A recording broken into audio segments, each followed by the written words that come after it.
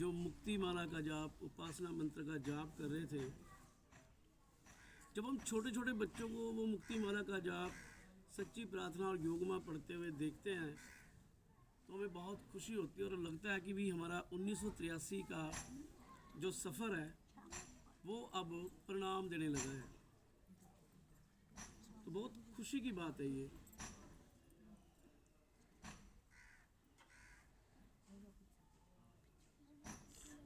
और जिनके लिए आज हम शोक सभा में यहाँ एकत्रित हैं,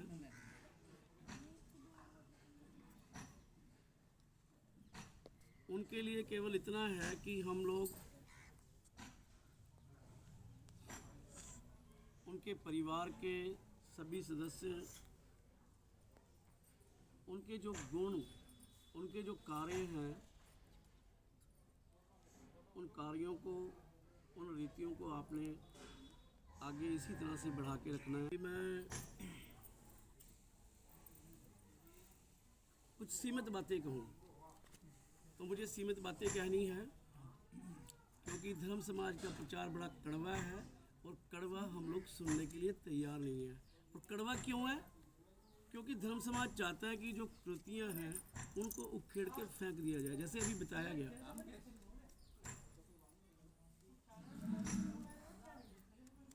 वो फिर किसी दिन प्रचार की मीटिंग होगी, फिर वो बातें करेंगे। केवल आज हम आत्मा और परमात्मा की बात करेंगे।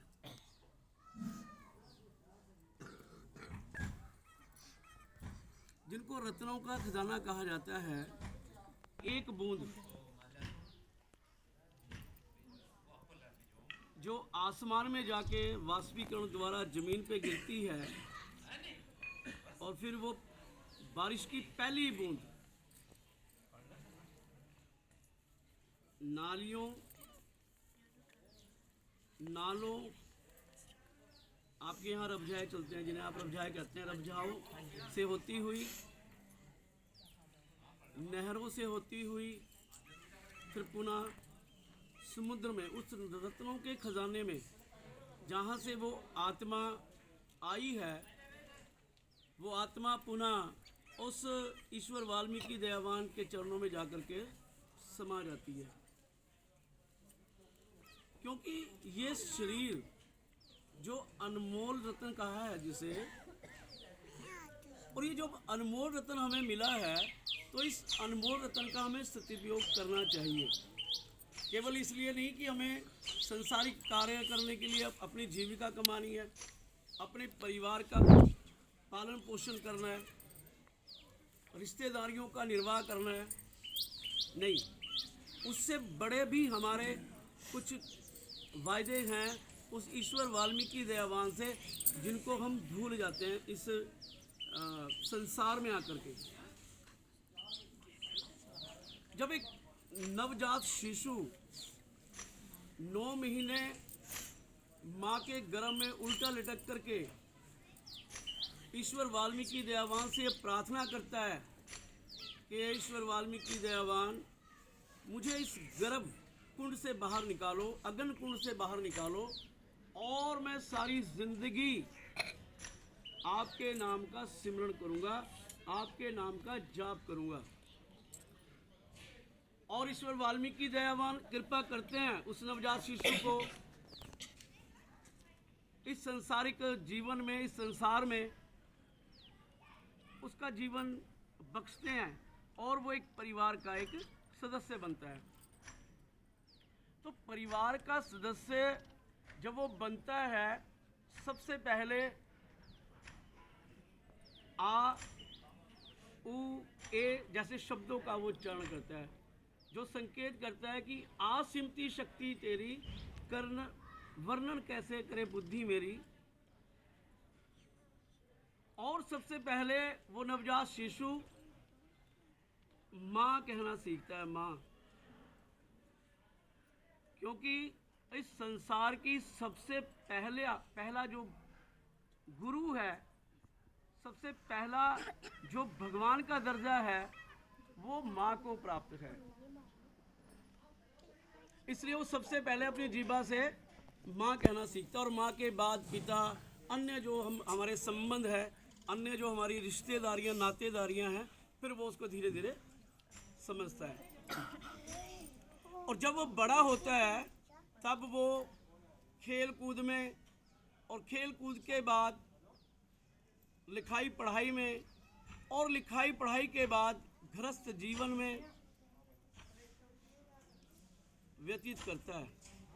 तो इस क्रम में लगभग 25 से 50 साल का जो कार्य है गृहस्थ जीवन का, उसमें लगा देता है।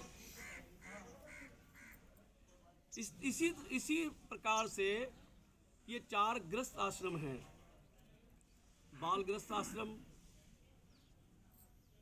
गृहस्थ आश्रम,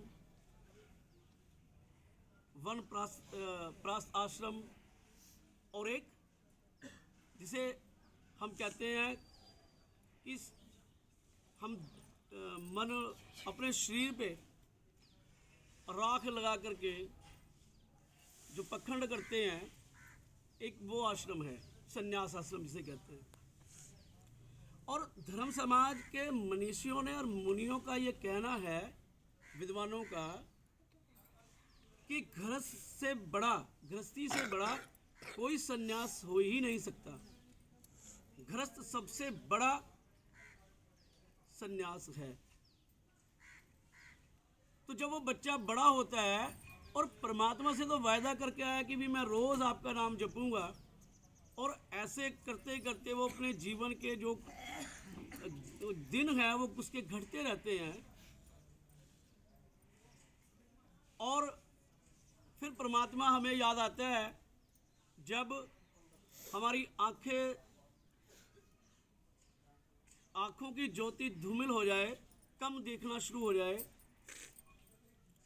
बाल सफ़ेद हो जाए, कानों की श्रवण शक्ति कम हो जाए, तब याद आता है कि भी शायद कुछ गलती होगी हमसे।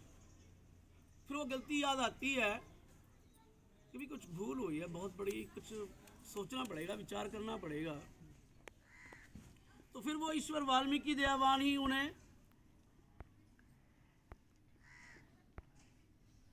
पद प्रदर्शक बन करके फिर मार्ग दिखाते हैं कि भाई जो आपने मेरे से वायदा किया था वो आप भूल गए हैं, उसकी तरफ अग्रसर हो आप। तो फिर ध्यान आता है, हो मुझे तो भगवान का भी नाम में भक्ति करनी है, जाप करना है। और वो वायदा इन 4 वानप्रस्थ आश्रम में ही हम भूले रहते हैं।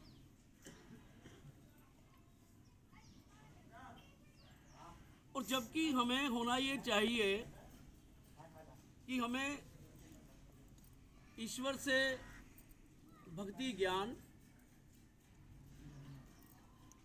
और उनकी नित्य जो पूजा पाठ है वो हमारे, जब हम 4, 5, 6 साल के मात्र हों तब से हमारा शुरू हो जाना चाहिए, क्योंकि तभी तो वो वायदा पूरा होगा जो वायदा हमने किया है कि भी हम आपका नाम जपेंगे।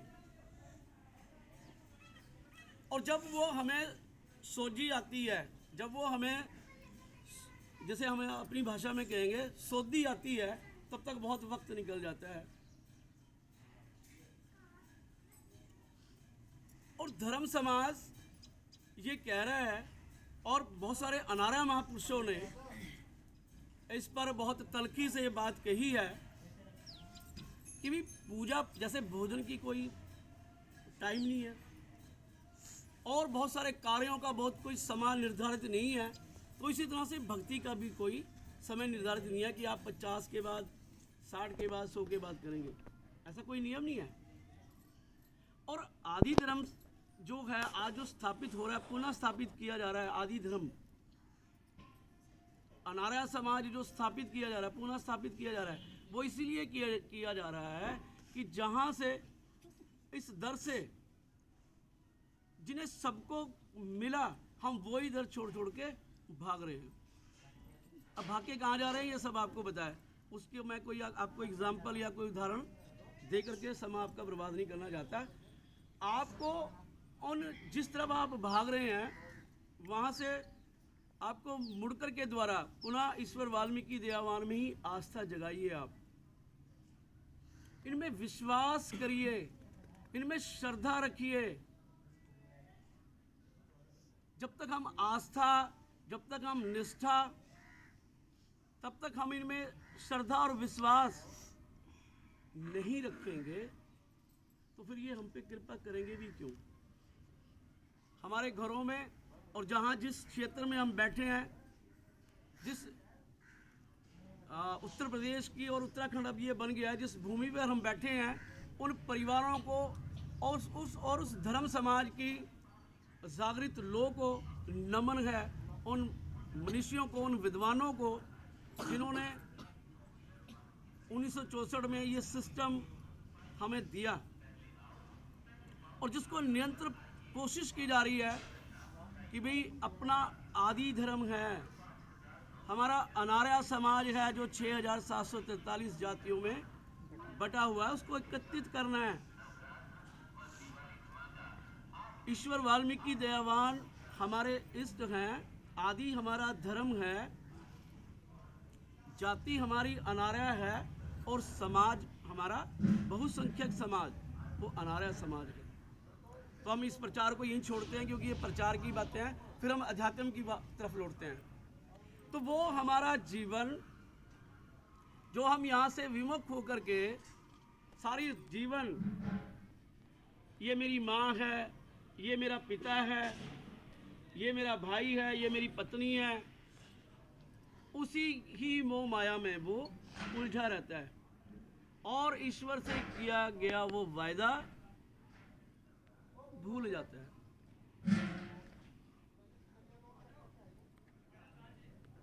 आज आदि धर्म समाज इसी कोशिश और इसी निरंतर प्रयास में है कि अब आपको 50 साल, 100 साल या 24 साल या 20 साल के बाद आपको ये बताने की जरूरत नहीं है अब कि भी आप परमात्मा को मानिए, ये आपके परमात्मा, ये आपके इष्टदेव हैं। धर्म समाज का जो प्रचार है, धर्म समाज की जो लोग हैं, वो आज बच्चों में 6 साल से बच्चे, जो 3 साल से बच्चे जो बोलते हैं, जो तोतला करके बोलते हैं, उन बच्चों में हम ये परिवर्तन देख रहे हैं। तो ये जो क्रांति है, कि धर्म समाज की जो क्रांति है, धर्म समाज का जो पौधा रोपित किया गया, आज वो अंकुरित होकर के वटवृक्ष बनता जा रहा है। तो जहाँ वो बच्चे प्रयास में हैं, अभी जब हम यहाँ आए ऐसे शांत शोक सभा में, तो यहाँ ऐसे विचार आए कि भाई हमारी तो उम्र हो गई, अब बच्चों को ही करना है, सब बच्चों को करना है। नहीं, इसमें उम्र का कोई वो नहीं है। परमात्मा क्यों साक्षी मान करके उनका पूजा पद्धति, उनका नियम नित्य नियम होना कोई बुरी बात नहीं है। हमारा जीवन उस बारिश की पहली बूंद की तरह जो नदी नालियों से होते हुए समुद्र में जाकर के समा जाता है, ये आध्यात्मिक प्रश्न है, ये आध्यात्मिक बात, इसको समझना है कि वो बारिश की पहली बूंद आई कहाँ से है, जो आकाश में गई, वाष्पीकरण होकर के समुद्र से गई। और समुद्र क्या है? परमात्मा है। उनको रत्नाकर तभी कहा गया है, रत्नों का खजाना ईश्वर वाल्मीकि दयावान को रत्नाकर कहा गया, समुद्र कहा गया है। और उसी समुद्र की बूंद है हम, और सारा जैसे वो बूंद नाले में जाके मिल जाती है, हम भी परमात्मा की भक्ति पूजा नहीं करते और सारा जीवन और मोह ममता के संसारिक कार्यों में बंद करके यहाँ इस दर से हम भटके रहते हैं। तो फिर जिस दर से हम भटके रहते हैं, वहाँ से हमारा कौमी, वहाँ से हमारा समाज, वहाँ से हमारा परिवार का कल्याण कैसे होगा? अब ये एक प्रचार की बात है, अध्यात्म की बात में फिर आएंगे हम वहाँ। जैसे उत्तर प्रदेश, उत्तराखंड, वो ऐसे क्षेत्र हैं जहाँ ये समझाना बड़ा मुश्किल है, लेकिन वहाँ भी धर्म समाज अपनी पैठ बना चुका है। ऐसे नौजवान युवा आज आपको आदि धर्म का प्रकाश की बात बता रहे हैं, आदि धर्म के ज्ञान की बात बता रहे हैं।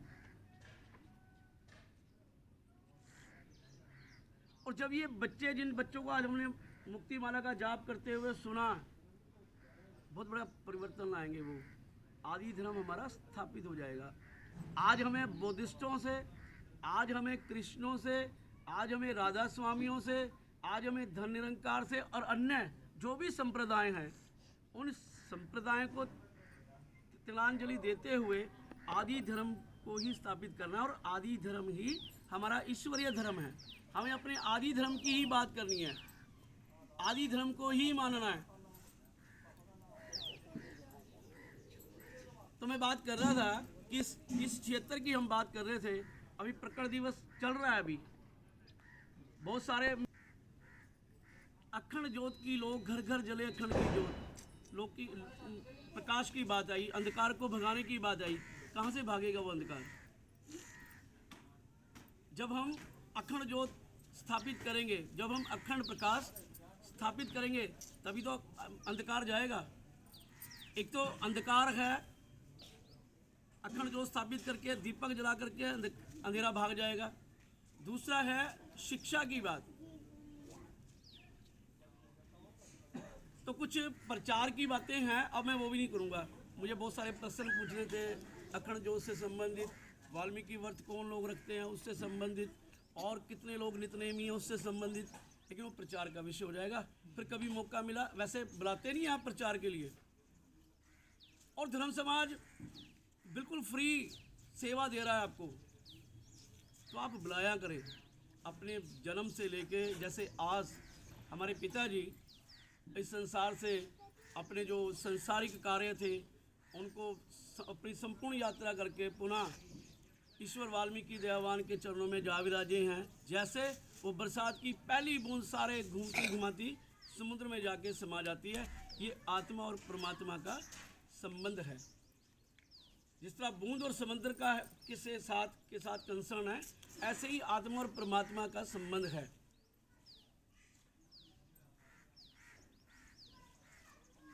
आज की शोक सभा में, क्योंकि आपने आगामी बहुत सारे कार्य करने हैं,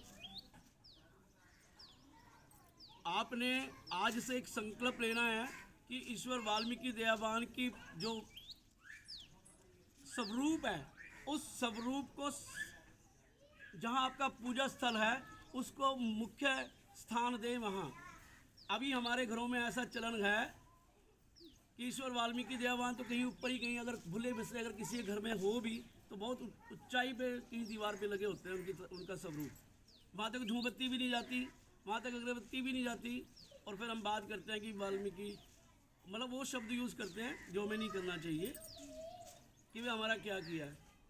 हमारा बहुत कुछ किया, हमें मानव जीवन दे दिया, हमें अनमोल रत्न दे दिए। 24 घंटे हमारे पास हैं, 2 आँखें, 2 हाथ, 2 पैर हमारे पास हैं। वही कार्य करने की क्षमता हम में है, वही अन्य लोगों में है, वही दिमाग हम में है, वही दिमाग उनमें है, लेकिन इस दिमाग को इन 24 घंटे का जो यूटिलाइजेशन है, उसका जो प्रयोग है, उसकी बुद्धि का जो है, वो तो आपने देखिए, जानवर में और इंसान में परमात्मा ईश्वर वाल्मीकि दयावान ने यही अंतर दिया है। वो बेचारा सोच समझ नहीं सकता, और हम में वो बुद्धि दी है कि हम भला और बुरा सोच सकें।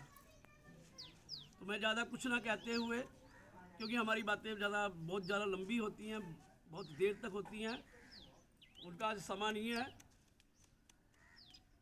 आज हम इस शोक सभा में